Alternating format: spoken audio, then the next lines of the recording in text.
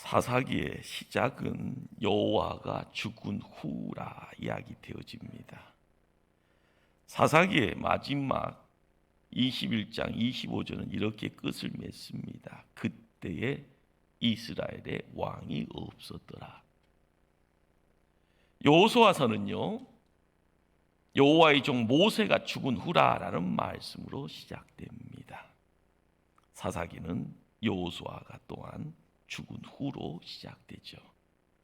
사람의 죽음, 한 사람의 이 죽음이 하나님의 일의 중단을 의미하지 않습니다. 여호수아가 이제 죽어 이스라엘 백성의 곁을 떠나갑니다. 여호수아 위대한 지도자라 이야기되어지죠. 가나안 땅을 정복하는 그 자리에 그 모든 일들을 진두지휘합니다. 그러나 그의 죽음을 통하여서 하나님의 일이 중단될 수는 없습니다. 이전에 모세가 죽었을 때 이스라엘 백성의 죽음은 계속되어야 했듯이 말입니다. 그래서 사사기에서 등장한 주인공은요, 언제나 하나님이십니다. 하나님의 계획은 한 영웅에 의해서 제한받지 않습니다. 비록 그 한 인물이 죽더라도 하나님은 하나님의 계획을 다른 사람의 손을 통하여 이루어 가십니다. 그러므로 사사기는 인간 영웅전이 아닙니다. 철저히 하나님이 얼마나 위대하시고 얼마나 사랑 많으신가를 또한 보여줍니다. 항상 새롭게 역사를 펼쳐가시는 하나님의 역사, 바로 이 역사 가운데 우리가 함께 놓여 있기에 사사기가 들려지는 메시지. 강한 사람도 하나님 떠나면 망한다. 약한 사람도 하나님이 임하면 그 시대의 강한 자 사사가 된다라는 말입니다. 우리는 사사기 1장을 읽어가다 보면은요, 그 시대가 참 혼란하다, 혼란기의 어떤 모습들을 접하게 됩니다. 그러기에 그 1장이라는 이 내용의 요약은 2장 2절의 말씀이 됩니다. 너희는 이 땅의 주민과 언약을 맺지 말며 그들의 제단들을 헐라하였거늘 너희가 내 목소리를 듣지 아니하였으니 어찌하여 그리하였느냐. 이스라엘 백성들 애굽을 나왔습니다. 그리고 광야에서요 40년의 광야 생활 훈련 받습니다. 그래서 때가 돼서 이제 가나안 땅으로 들어간 겁니다. 여호수아의 지도 아래서요, 이스라엘은 가나안 땅을 어떻게 보면 여호수아서를 읽다 보면 원칙적으로 점령한 겁니다. 지파별로 땅을 12덩어리로 분배도 끝을 냈고요. 이제 남은 것은요, 남은 잔당들을 진멸하기만 하면 됩니다. 그런데 여호수아가 죽은 후에는 이 일이 흐지부지 개혁이라는 이름이요 흐지부지 되듯이요 모든 것이 실패의 연속이라는 것들을 바로 우리는 1장을 통해서 접하게 됩니다. 어떻게 보면은 가나안의 정복의 실패 이야기들이 1장에 기록되어진 겁니다. 사사기 1장 19절 그들을 쫓아내지 못하였으며 29절 가나안 족속을 쫓아내지 못하며 30절 쫓아내지 못하였으므로 31절 쫓아내지 못하고 33절 쫓아내지 못하고 계속적으로요 실패 연속 이렇게 모습 드러냅니다. 심지어 34절에는 무슨 말을 기록을 했는가 하면은요, 아모리 사람들이 철병거를 가지고 이스라엘 군대가 한바탕 했더라. 그리고 나서요 패배하고 쫓겨갔더라라고 기록합니다. 아모리 사람들이 험한 산지 요새에 있었기 때문에 실패했다, 이런 핑계 아닌 핑계를 또한 기록합니다. 그런데 오늘 본문을 읽다 보면은요 1장과 전혀 다른 하나님의 접근과 결론이 있습니다. 참으로 놀랍습니다. 이스라엘이 가나안 부족을 쫓아내지 않는 것이 결코 힘이 없어서가 아니다. 오히려 쫓아내기를 싫어하고 심지어는 가나안의 신들과 풍요 그리고 그들의 쾌락을 쫓아 함께 즐기기를 좋아했더라라는 겁니다.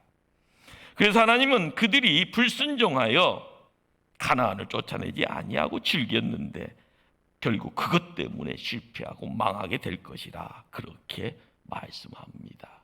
하나님 도와주지 않겠다고 또한 말씀합니다. 사사기 2장 3절 말씀입니다. 그러므로 내가 또 말하기를 내가 그들을 너희 앞에서 쫓아내지 아니하리니 그들이 너희 옆구리에 가시가 될 것이며 그들의 신이 너희에게 올무가 되리라 하였노라. 우리는 이 시대 살아가면서요, 성도가 넘어집니다. 실패합니다. 그런데요, 알 것 다 알잖아요. 어떻게 하면 복 받는지 그 방법 모르지 않습니다. 그렇죠. 지금 내가 예수 믿었으니 구원받았다라는 거기에 모든 것에 대한 내용들이 함께 다 묶습니다. 그러다 보면은요, 교회 안에서 이야기되어지는 회개라는 단어, 충성, 거룩, 절제, 헌신 이런 모든 것들이요, 구원받은 나한테는 지지를 궁상 떠는 것처럼 보일 때가 많다는 겁니다.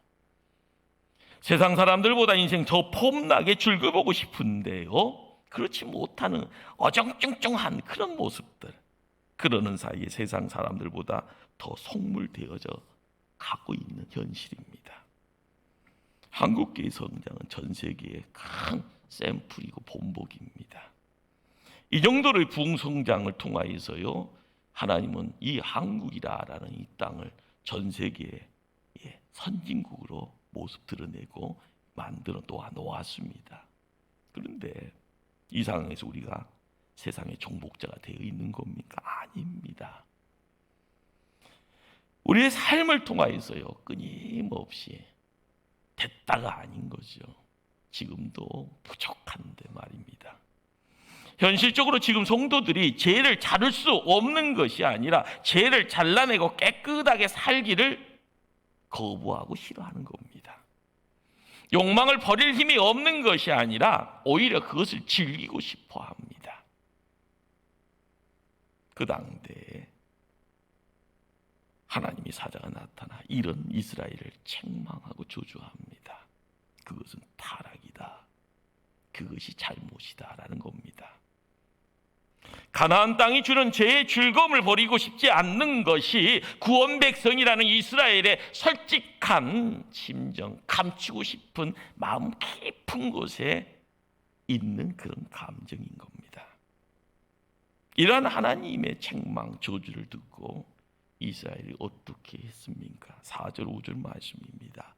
여호와의 사자가 이스라엘 모든 자손에게 이 말씀을 이름해 백성이 소리를 높여 운지라. 그러므로 그것을 이름하여 복임이라 하고 그들이 거기서 여호와께 제사를 드렸더라.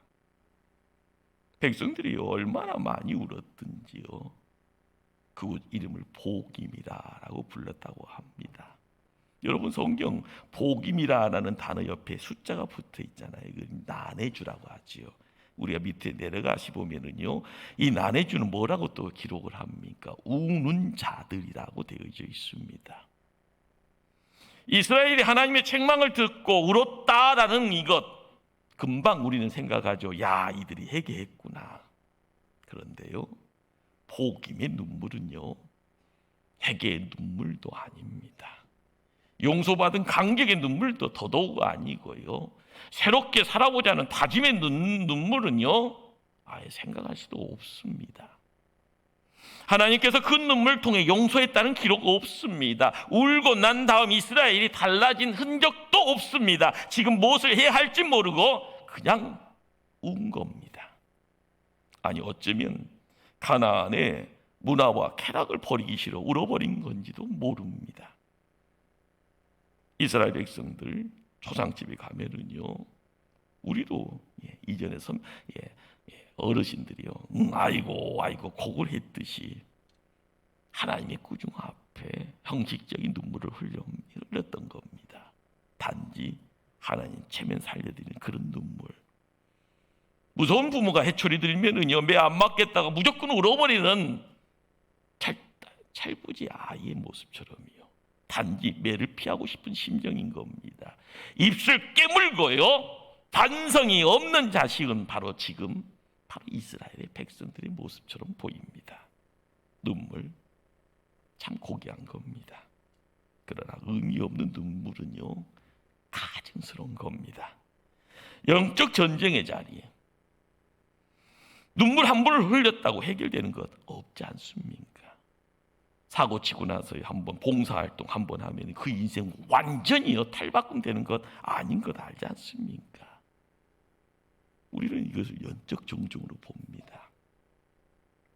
가나안의 풍요이신 바알을 철저히 부정하고 거부하고요, 이전에 들어와 있던 것은요 쫓아야 되는데 가나안 부족을 종으로 불러먹으며 편안히 살겠다라는 의지, 그것이 그 백성들의 마음속에 있는 겁니다. 희한하죠?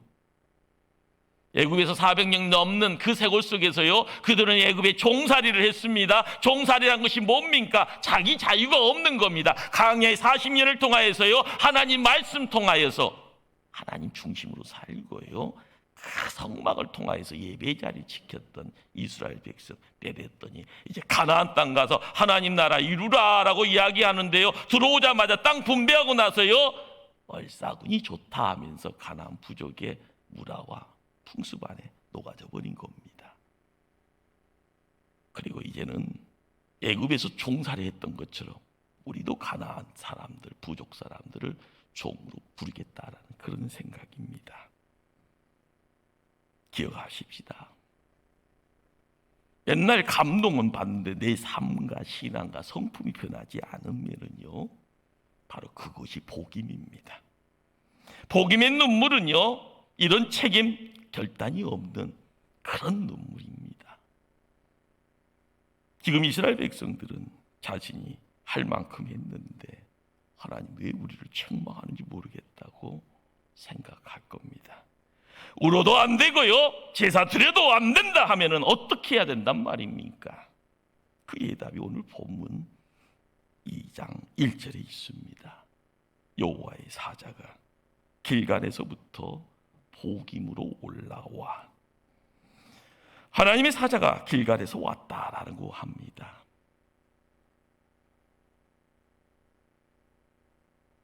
길갈로 돌아가자라는 그런 뜻인가요? 그들을 끌고 다시 후퇴하자고요? 그런 뜻 아닙니다. 길갈의 정신, 길갈의 언약으로 다시 돌아가자는 그런 뜻입니다. 우리는 여호와의 사자가요, 길갈에서 복임으로 왔다라고 이야기하는데, 이 복임이라는 이 지명이 우리가 잘 알고 있는 베델이라는 땅입니다. 이곳에서 제사를 드렸다라는 것은요, 그 당대에 그 지역에 언약궤가 있었다라는 것입니다. 그래서 베델입니다. 하나님의 집. 예. 구약을 헬라어로 번역한 70인역에는요, 이 복임을 우름의 장소 베델 곧 이스라엘의 집이라고 이렇게 써 놓았습니다.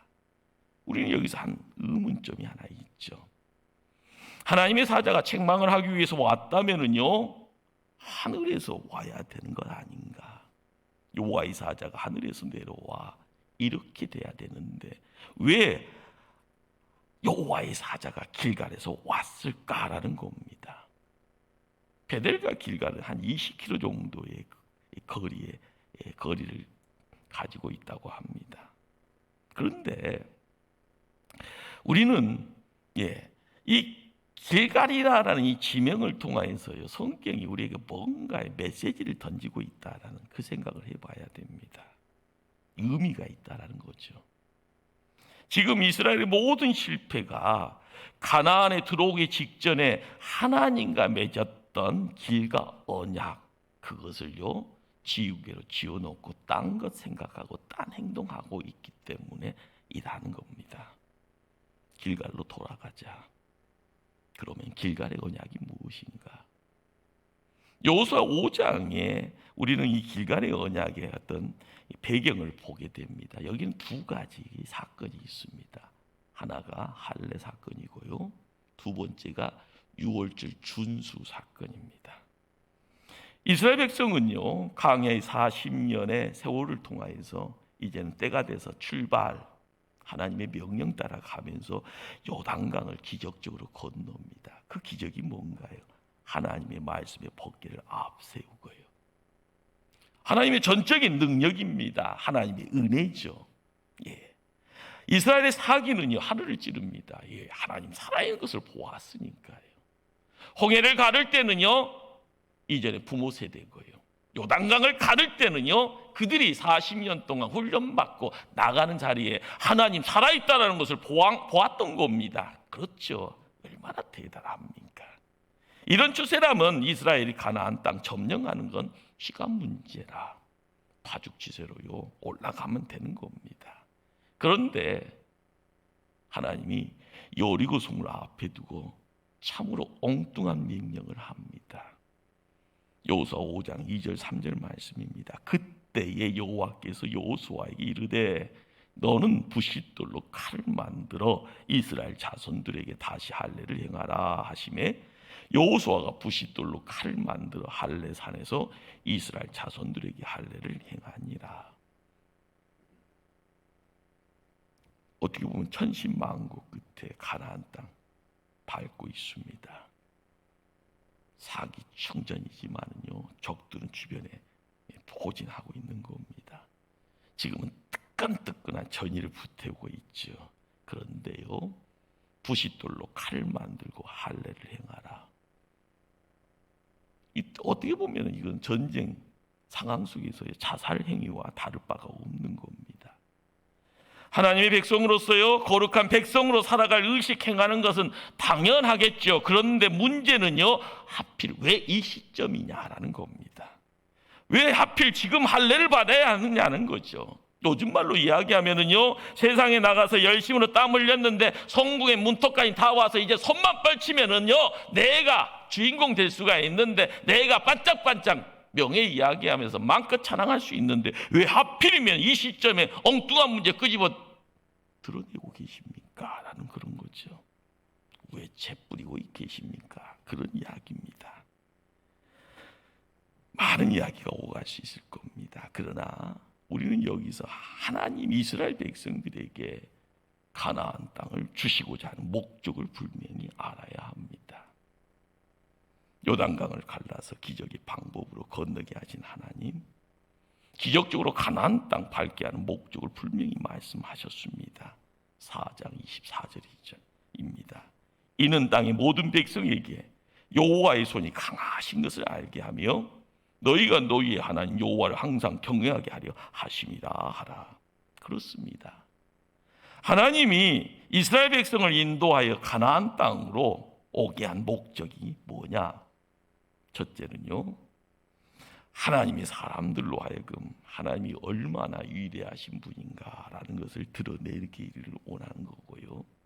둘째는 하나님의 백성들이 영원토록 하나님을 경외하도록 하는 것이라는 겁니다. 우리는 이 땅 살면서요, 나는 구원 백성이라고 이야기합니다. 여러분 광야에 있는 것이 아니고 가나안 땅에 있는 겁니다. 가나안 땅에서 하나님이 땅도 분배해 주시고요, 그 땅에 거기서 소산물 얻어가면서 살고 있습니다. 그런데 여기서 하나님이 우리에게 뭔가를 주셨다. 이 땅 살아가는 목적이 뭐냐라고 물어보시면 우리는 대답해야 합니다. 나를 구원하신 하나님이 얼마나 위대한 분인가라는 것을 보여주는 겁니다. 하나님의 자녀들이 이 땅에서 얼마나 복되게 근사하게 사는가를 믿지 않는 사람들에게 보여주는 겁니다. 자를 걸 자르고 일어섰을 때 하나님 뭐라고 말씀하십니까? 여호수아 5장 9절 말씀입니다. 여호와께서 여호수아에게 이르시되 내가 오늘 애굽의 수치를 너희에게서 떠나가게 하였다 하셨으므로 그곳 이름을 길갈이라 하느니라. 길갈이라는 지명이 갖고 있는 뜻이요, 굴러 갔다라는 뜻입니다. 애굽의 수치, 애굽의 가치, 애굽을 통하여 드러나는 욕망을 굴러 버려버린 장소가 길갈이죠. 여기서 왜 하나님은 이스라엘 백성들이 할례를 행할 때 애굽의 수치가 떠났다라고 하셨을까라는 겁니다. 그냥 무할례자의 수치, 광야에서 묻었던 때의 어떤 수치, 아니 왜 애굽의 수치라 하셨을까? 아마 하나님께서는 이번 할례를 행하기 전까지 이스라엘 백성이 진정으로 애굽을 탈출한 것이 아니라고 보신 것 같습니다. 광야에 40년의 세월이 있건만요. 그들은 몸만 애굽을 떠날 뿐 마음속에는 늘 애굽을 갈망하고 소망하고 있었던 겁니다. 이건 어떻게 보면 애굽에 종속되어져 있는 거죠. 다른 말로 이야기하면 노예 정신이라고 이야기할 겁니다. 명심하십시다. 노예 근성 버리기 전까지는요 여전히 노예일 뿐입니다. 구원 그 이후의 가제는요 새 사람을 덧입는 것, 새 생활을 하는 것, 새 역사를 드러내는 것, 그러기 위해서는 끊어야 되는 겁니다. 잘라내야 되는 겁니다. 버려야 됩니다. 태워 버려야 되는 겁니다. 세상의 가치관을요. 세상의 가치에 노예되어 살고 있던 그 부끄러움을 자르더라. 그리고 굴려서 내팽개쳐 버렸더라. 그곳 장소가 길갈입니다. 길갈은 할례를 행한 후에는요 하나님의 두 번째 명령 유월절의 준수를 행했던 장소입니다. 여호수아 5장 10절 말씀입니다. 이스라엘 자손들이 길갈에서 진쳤고 그달 14일 저녁에는 여리고 평지에서 유월절을 지켰으며, 유월절이 무엇인가요? 애굽에서 10가지 재앙을 통하여서 이루어지는 내용이 애굽 바로와 애굽의 신들과 우상들과 하나님과의 전쟁입니다. 마지막 10번째 재앙이요 어린 양을 통하여서요 죽음이 확 넘어가는 겁니다. 그래서요 패스 오버, 그것이 유월이라는 단어죠. 그 유월절은 뭔가 애굽을 탈출함을 기념하는 잔치입니다.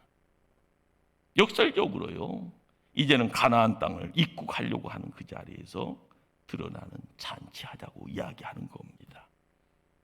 그들은 전쟁을 눈앞에 보고 있지만은요 전쟁하는 것 아닌 겁니다. 하나님이 벌써 이겨놓은 싸움에 그냥 동참하러 가는 겁니다. 그러니 전쟁입니까? 축제입니까? 하나님의 승리와 하나님의 축복을 확인하려고 하는 그 자리에 믿음의 성도들이요 믿음의 자세가 필요한 거지요. 두려움이 아니라 의심이 아니라 우리의 삶의 자리에 하나님께서 승리를 허락해 주셨더라. 살아계신 하나님이 나의 하나님이더라. 그렇게 함께 서로의 마음을 알아주는 이들과 함께 그 믿음을 점검할 수 있는 이들과 함께 하는 자리, 잔치의 자리입니다. 가나안 땅을 정복하기 이전에 유월절을 지키라. 하나님의 명령이지 않습니까? 무슨 말인가요? 하나님의 힘으로 가나안을 정복하게 될 것이라는 하나님의 약속입니다. 가나안의 전쟁은요 여호수아 장군의 전쟁이 아니었습니다. 세월이 지나서 사사들의 전쟁 더더욱 아닙니다. 하나님의 전쟁입니다. 그러므로 하나님께서 싸우실 것입니다. 애굽의 바로와 하나님이 싸웠던 것처럼요 그 절정의 하이라이트가 유월절이었습니다. 다 바로 그 싸우셔 승리하신 하나님 이제 가나안 백성들과 함께하기를 원하면서요 가나안 땅에 하나님 백성들을 세우기 위해서 가나안과 싸우겠다. 바로 이것이 가나안 입국의 자리에서 행해지는 바로 유월절입니다. 출애굽의 유월절이 무엇입니까? 애굽으로부터 우리는 이겼다라는 천국 잔치입니다. 입 가나안의 유월절은 무엇입니까? 가나안의 부족, 가나안의 왕으로부터 이미 이겼다는 또 다른 천국 잔치입니다. 성도님들 꼭 기억하십시다. 세상이 결코 우리를 이기지 못합니다. 길갈은 유월절이 있는 장소이기에요. 광야의 40년의 경험치가 함께합니다. 무엇을 먹고 무엇을 입고 어떻게 살 건가의 염려 필요 없습니다. 하나님 이미 준비하셨기에.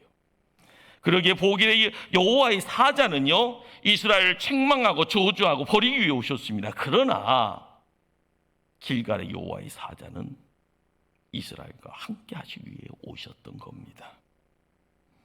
그러면 보길에서 길갈로 가자라는 말씀이 무슨 뜻인가요? 지금 호적거리고 있는 그 자리, 눈물 펑펑 흘리는 그 형식적인 눈물이 아니라, 가식적인 눈물이 아니라, 세상에 오염되어 있는 그런 눈물이 아니라, 이제는 하나님이 살아계심을 목도하고 그 하나님이 말씀 주시는 그 말씀이 생명의 말씀이라는 것을 알 때 하나님이 앞장서고 따르는 그 자리에 이르는 승리의 역사, 바로 거기에 우리가 함께 있기를 원합니다. 길갈의 언약, 길갈의 정신, 바로 하나님 지키신다는 겁니다. 바로 이것이 창세 때부터 함께한 임마누엘입니다. 가나안의 땅에요, 너희들이 본래의 주인이다. 본래의 주인을 다시 회복시키겠다 약속하신 그 하나님이 바로 이 시대에 우리의 하나님인 줄 믿습니다. 성도님들에게 묻습니다. 지금 여러분이 머물고 있는 곳은 복임입니까? 아니면 길갈입니까? 세상에 묶여 쩔쩔매고 지금 펑펑 눈물만 쏟을 것입니까? 아니면 하나님을 얻기 위해 모든 것을 자르고 사시겠습니까?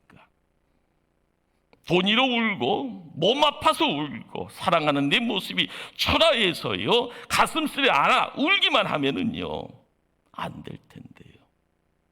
정말 하나님 더 섬기지 못해서 울어보았습니까? 세상 사람들이 누리는 것 내가 누리지 못해서 억울해서는 울어서는 안 될 줄 압니다. 복임의 눈물, 부끄러움의 눈물, 가식의 눈물입니다. 언제까지 내 상처 탈령만 하면서 살겠습니까? 지금 복임을 떠나라. 그리고 길갈로 나아가라. 우리는 지금 참으로 어려운 시대에 살고 있습니다. 이 어려운 시대기에 포기하는 것이 아니라 이런 때일수록 하나님의 부름 앞에 세움받은 사사가 필요하고요, 하나님이 그 사사를 지도자로 삼습니다. 하늘의 기름 부음을 받은 교회 성도가 필요합니다. 부족하고 연약한 우리지만 바로 우리를 통하여서 불가능해 보이는 새 역사, 새 부흥이 일어나도록 우리를 하나님의 말씀 앞에 드려야 될 줄 압니다. 복종이라는 것이 뭘까요? 말씀에 묶여가는 겁니다. 지금은 할 수 없지만 묶이다 보면 순종과 헌신의 내용들이 함께 어울릴 줄 압니다. 세상에 두려움의 내용들 소식되어져 우리의 모습을요 덮는다 할지언정 우리의 마음을요 핍박한다 할지언정이요 거기에 휩쓸려가는 존재가 아니라 우리는 하나님의 사람임을 고백하며 하나님 편에 더 열정적으로 세움받기를 다짐할 수 있기를 바랍니다. 기도하십니다.